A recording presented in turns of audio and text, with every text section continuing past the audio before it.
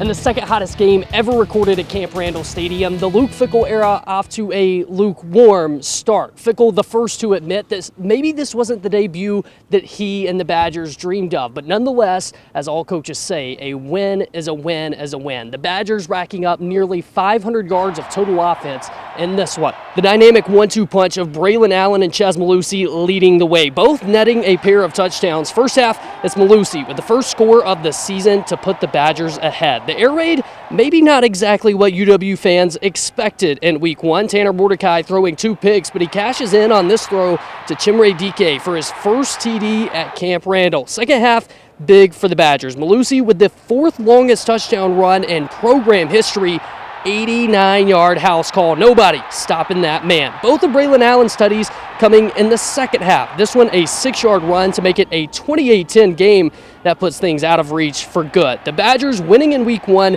38-17. Luke Fickell's first game in the books. There's mixed emotions right now, but as I walked in here, my wife probably tried to remind me to enjoy what you do and winning. And I say that to the guys, but then I walk out and I bite my lip. And no, it is. It's in some ways that, I want to make sure that the focus isn't on me or the new or the offense. Or it's about this team. It's about our ability to grow.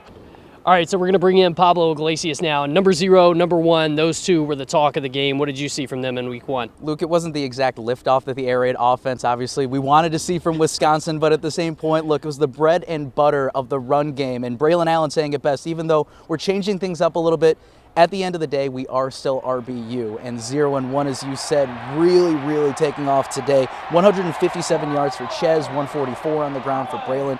Both a pair of touchdowns, and if anything, it was actually Chez Mellusi's second touchdown, the 89-yard rush back to the house that pushed Braylon to get his 2. Let's hear from the guys. The offense, regardless of what type of philosophy it is or what the title of it is, it's going to go through the backs. Coach Spalding always says we're the adjusters of this offense. So, like I said, we're the adjusters of this offense, and whatever we're trying to do, we got to make it right. He's kind of been like a brother to me, man. So when he does well, it just means a lot to me because it makes me want to do well as well. We feed off each other, and I'm just very thankful for him. Being close off the field helps you hold each other accountable. When one guy isn't playing up to his standard, we respect that out of each other, and makes us who we are, and it pushes us to be better every day. The other thing, too, was talking about how inseparable these guys are. Not only do they push each other, but post-game workouts, all of those things. Tanner Mordecai just joking a little bit, saying that these guys are really attached to the hip. But you can see the chemistry in these two guys, and Luke Fickell as well saying it's not fair to call these guys a 1-2 punch. If anything, they're a 1-1 combo. So it's really exciting to see. Also, Braylon Allen leading the team with 7 catches today. He said he wanted 50 this season, and honestly, if he passes that or even has more catches like this the rest of the season, it's going to be pretty fun for sure. Career high 7 receptions, so got to remember that one. All right, well, game one of the Luke Fickell era in the books, a 38-17 Badgers win. Now focus shifts to week 2 in Washington State. For Pablo Iglesias, I'm Luke Gamble at Camp Randall for 27 Sports.